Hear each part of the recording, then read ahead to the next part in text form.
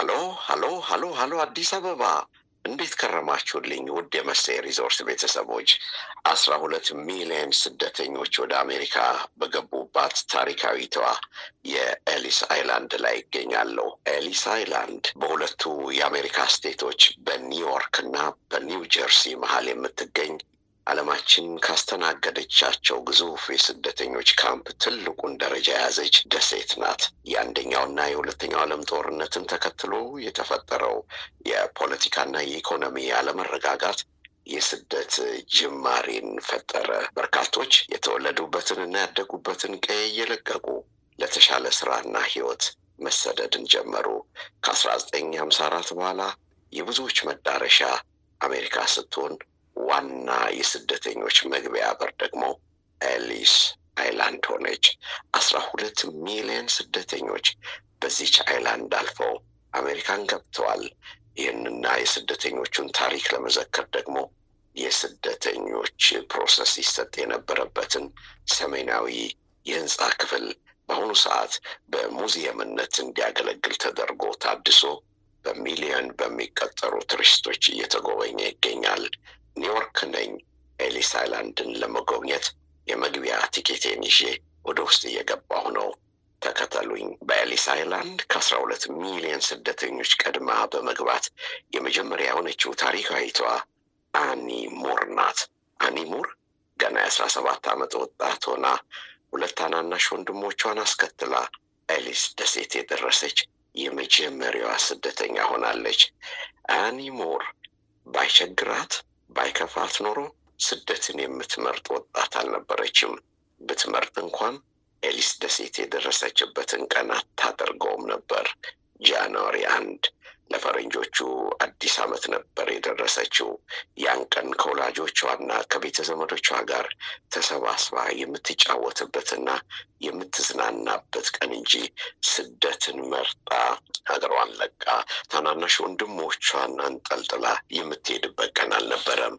ግን ሆነና በአዲስ ዓመት አዲስ ህይወትን ለመጀመር የመጀመሪያዋ የኤሊስ ደሴት የስደተኞች መዝገብ ላይ የሰፈረችው አኒ የተሰደደችው ከአየርላንድ ሲሆን የአሜሪካ ዜግነትን አግኝታና 33 ዓመትን አሜሪካ ውስጥ ኖራና አይሪሽ አሜሪካን ሆና በ50 ዓመቷ ህይወቷ በማለፉ በኒውዮርኩ የካልቫሪ የቀብር ስነ ስርዓቷ መፈጸሙን ከአስጎብኚዎቿ ለመረዳት ችለናል። አኒ ሙር በወጣትነቷ ተሰዳና አሜሪካን ገብታ ገና በወጣትነት እድሜዋ አረፈች። አሜሪካን ከገባች በኋላ ከስደተኛ ጀርመናዊ ወጣት ዳቦ ጋጋሪ ጋር በፍቅር ወድቃ ትዳር በመመስረት 11 ልጆችን ያፈራች ሲሆን 5ቱ ህይወታቸው በማለፉ በኋላ ላይ ራሷ በተቀበረችበት የካልቫሪ የቀብር ስፍራ አጽማቸው አርፏል። የዚህች ወጣት ሐውልት በብሮንዝ ተሰርቶ በሙዚየሙ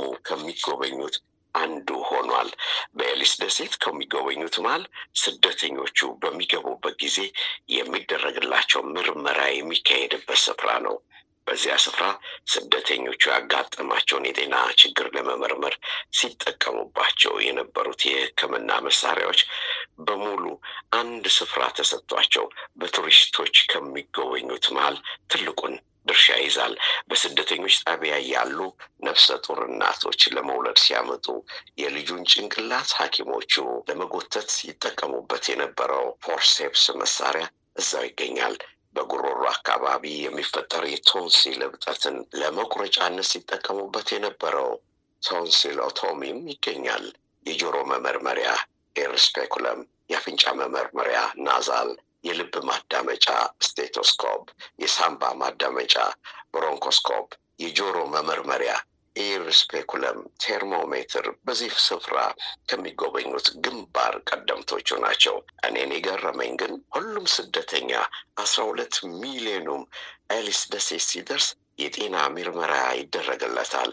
በዋናነት ከሚሰጡት መሃል ስደተኛው አስተውሎቱ፣ ንቃቱና ሐኪሞቹ የሚመረምሩበት ሬፍሌክስ ሀመር አላቸው። የሰው ልጅ የአእምሮ ንቃት አካላዊ ጤንነቱን ለማወቅ የመጀመሪያ ደረጃ ፍተሻ ለማድረግ የምታገለግለው እቺ መዶሻ ናት። መያዣዋ ብረት ሆኖ በጎማ የተሰራች ቀጭን መዶሻ ናት። የተመርማሪውን ጉልበት ወይም ክንዱ ላይ በመዶሻዋ መታ መታ ሲያደርጉት ተመርማሪው ከሱ ቁጥጥር ውጪ በሆነ ሁኔታ ንዝረቱን ያሳያል። የነርቭን ስርዓት ለመመርመር ለሐኪሞች እጅግ ወሳኟ መመርመሪያ እቺ መዶሻ ናት። ታዲያ በኤሊስ ደሴት የገቡትን 12 ሚሊዮን ስደተኞችን በየ6 ሰከንዱ ስትቀጠቅጥ የነበረችው መዶሻ ትኩረትን ከሚስቡ የሕክምና መመርመሪያዎች መሃል አንዱ ነው።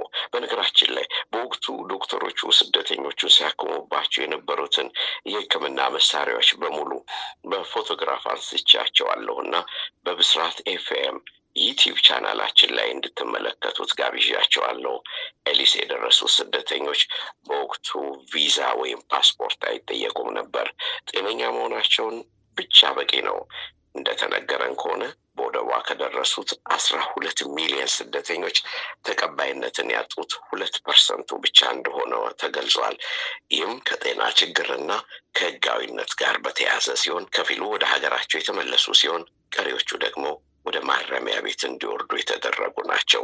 ስደተኞች ለምን በወቅቱ ወደ አሜሪካ በገፍ መሄድን መረጡ ተብለው አስጎብኚዎቹ ሲጠየቁ በቀላሉ የድል መሬታችን ትሆናለች ብለው በማሰብ እንደሆነ ይመልሳሉ።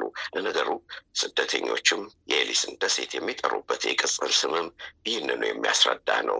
የኤሊስ ደሴት 2 ቅጽል ስም አላት። አይላንድ ኦፍ ሆፕ የተስፋ ደሴትና የእንባ ደሴት ብለው በቅጽል ስም ይጠሯታል። ብዙዎቹ እንደተመኙት የሥራ ኃይሉን ተቀላቅለው ጉልበታቸውንና እውቀታቸውን በማፍሰስ በተመኟት የተስፋይቱ ምድር ሊከብሩበት ችለዋል። እንደተነገረን በሆነ የእንባ ምድር ያሏት አብዛኛዎቹ ከጣሊያን የመጡ ስደተኞች እንደሆኑና በተለያየ ህጋዊ ምክንያት ጥያቄያቸው ተቀባይነት ሲያጣ በስፍራ ያሉት በሙሉ ሐዘን የሚጥል ሁሉንም በእንባ ያራጨ ስለነበር የእንባ ምድር ብለዋታል ኤሊስ ደሴትን። ከኤሊስ ደሴት እንደተረዳ ነው ወደ ደሴቷ በመጀመሪያ የመጡ ስደተኞች አብዛኞቹ ከአውሮፓ የተሰደዱ ነጭ አውሮፓውያን መሆናቸውን ነው። በእንፋሎት በሚሰራ መርከብ እየተጫኑ ከጣሊያን፣ ከጀርመን፣ ከምስራቅ አውሮፓ በቅድሚያ የተሰደዱት ነጮቹ ናቸው። ያን ጊዜ አፍሪካውያን ባቡር የላቸው፣ የእንፋሎት መርከብ አያውቁ፣ በሀገራቸው ይኖሩ ነበር። ስደት ስንል በአእምሮአችን የሚመጣልን በማደግ ላይ ካሉ ሀገራት የተያዘ ተቀጽላ ስም። ስደት ስንል በአፍሪካውያን ላይ የተለጠፈ መጋለጫ አርገን እናስብ ነበር። ግን አይደለም። ስደትን የጀመሩት ጥቁሮች አይደሉም፣ ነጮች ናቸው። ስደትን የጀመሩት አፍሪካውያን አይደሉም፣ አውሮፓውያን ናቸው። ኤሊስ ደሴት ላይ ቆማችሁ በጥልቀት ካያችሁ በአንደኛውና በሁለተኛው የዓለም ጦርነት ውጥንቅጣቸው የጠፋውና ያለመረጋጋት ያየለባቸው ነጮቹ ነበሩ።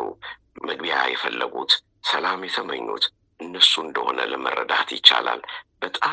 በጣም ዘግይተው ነው አፍሪካውያን ስደትን የተቀላቀሉት፣ ነጮችንም የተከተሉት። ነጮቹ ሲሰደዱ የተመቻቸ ስራን ፍለጋ፣ የጥቁሮቹ ስደት ግን ወንጀል ለመስራትና ከተማን ለማቆሸሽ አይነት እሳቤ ሲመጣ ግን ልብን ይሰብራል። ኤሊስ ደሴት ላይ ሆነው ቅድመ አያቶቻቸውን ቢፈልጉ ሊያገኙ ይችላሉ። በነገራችን ላይ በአሁኑ ሰዓት በአሜሪካ ከሚኖሩ ዜጎች መሃል 40% በኤሊስ ደሴት ከገቡት 12 ሚሊዮን ስደተኞች ጋር ተዋልደው እዚህ የደረሱ ናቸው። ጉብኝቱ ቀጥሏል። ባለ 17 ደረጃ ወዳለው አዳራሽ አመራን። ደረጃው 3 ቦታ ተከፍሏል። 3 በሮችም አሉት። ይህ የሆነው በምክንያት ነው። ጥገኝነት የጠየቁት ስደተኞች ምርመራ ከተደረገባቸው በኋላ የሚሰጣቸውን ውሳኔን ተከትሎ ነው ወደ በሮቹ የሚያመሩት እንጂ በዘፈቀደ የሚከድበት አይደለም። ደረጃው ስም አለው። የመለያ ደረጃ ተብሎ ይጠራል። ከምርመራው በኋላ በቀኝ በኩል ባለው በር እንዲያልፉ የተፈቀደለት ሰው የባቡሩን ቲኬት ሊያገኝ የሚችልበት እድሉ የተመቻቸለት ስደተኛ ነው። በግራ በር የሚገባው ደግሞ በኒውዮርክ አነስተኛ ጀልባዎች ተጠቅሞ ህይወቱን በአዲስ መልክ የሚጀምር ሲሆን በመሃል በር የሚያልፉት ወደ እስር ቤት ሊወረወሩ የሚችሉት ናቸው።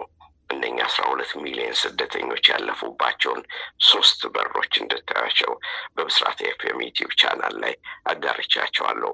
በየቀኑ በአማካይ 5000 ስደተኞች ኤሊስ ወደብ ይደርሱ እንደነበር ሲገለጽ፣ በተለይ በመርከብ የሚመጡ ስደተኞች ሁሉም 29 ጥያቄዎችን የመመለስ ግዴታዎች ነበሯቸው። ጥያቄዎቹ በጣም ቀላልና የማያስቸግሩ ከመሆናቸውም በላይ የሚያጓጉዛቸው መርከቦች ላይ በግልጽ ተለጥፎ እንዲያነቡትና እንዲዘጋጁበት ይነገራቸውና ይደረግላቸው ነበር። በእርግጥ ቀላል የነበሩ ስማቸውን፣ እድሜያቸውን፣ ምን ይሰሩ እንደነበር፣ የት ሀገር እንደሚገኙ በግልጽ ማወቃቸውን የሚያስረዱ 29 ጥያቄዎችን የመለሱት ቀደም ብዬ እንደገለጽኩላችሁ የአካልና የጤና ተጨማሪ ምርመራ በማድረግ ከ3ቱ በር ባንዱ ማለፋቸውን ያረጋግጣሉ። ለዚህም ነው ከ40% በላይ አሜሪካውያን ቤተሰቦቻቸውንና ዝርያቸውን የሚያገኙት ከኤሊስ ደሴት ነው የሚባለው። ለዚህም ነው ከ33% በላይ አሜሪካውያን ቢያንስ አንዱ ቅድመ አያቱ የገቡት የኒውዮርክን ባህር ተንሳፎና አልፎ ነው የሚባለው። በእርግጥ በደሴቷ ሁሉም ነገር የሚሄደው አልጋ ባልጋ አልነበረም። በተለይም ሴት ልጅ ለብቻዋ በደሴቷ ላይ መቆየት አለመቻሏ ብቸኛ ሴቶችን ለችግር እያጋለጣቸው ለሐሰተኛና አንዳንድ ጊዜም ላስገዳጅ ጋብቻ ይዳርጋቸዋል። ከዚህ በተጨማሪ በወቅቱ በስፋት ይታይ የነበረው በትራኮማ የአይን ህመም የተያዘ ሰው ነው። ሐኪሞች የአይኑን የውጭና የውስጥ ክፍሉን ካዩ በኋላ ስደተኛው በትራኮማ የተያዘ ከሆነ ወዲያውኑ ነበር አግልለው ወደ መጣበት የሚመልሱት። ለዚህም 24 ሰዓት የሚሰሩ ሐኪሞች በደሴቷ ተመድበው ሲሰሩ ቆይተዋል። በእርግጥ በደሴቷ ላይ ለስደተኞችን ሁሉንም አይነት ምርመራና የሕክምና ክትትል ማድረግ የሚችል ሆስፒታል ተቋቁሟል። ለምሳሌ በወቅቱ ደሴቷ ላይ ሲደርሱ ምጥ ያፋፋማቸው 350 እናቶችን ሆስፒታሉ ማገላገሉ ተገልጾልናል። ግን ደግሞ 3500 ሰዎችም በሕክምና እየተረዱ ቆይተው ህይወታቸው ማለፉን ሰምተናል። 12 ሚሊዮን ስደተኞች ያረፉበት በአሜሪካ ታሪክ ልዩ ስፍራ የሚሰጣትን ኤሊስ ደሴትን በወፍ በረር ለማስጎብኘት ሞከርኩ። ከ4 ሰዓት በላይ የፈጀውን ጉብኝት በጥቂት ደቂቃዎች ላሳጥረው ሞክሬያለሁ። ግን አይገርምም? ስደትን የጀመሩት ነጮች መሆናቸው፣ የሚንቋሸሹት ደግሞ ጥቁሮች መሆናቸው አይገርምም? ሌላም የሚገርም አለ። በስደት በገቡባት ሀገር እግራቸው ረግጦ ዜጋ ሲሆኑ ሌላውን የመጥላት አባዜ ሲጸናወታቸው ማየትም ይገርማል። በዚህ የስደት ዓለም ሁሉም ነገር ገራሚ ነው። 12 ሚሊዮን ስደተኞች የገቡበትን ደሴት እኔ ወጣሁበት። ከስደት እንዲሰውረን እየተመኘው መሴ ነፍሴ የኩሩ ኢትዮጵያ እንደማከሴ ሴ ላቪ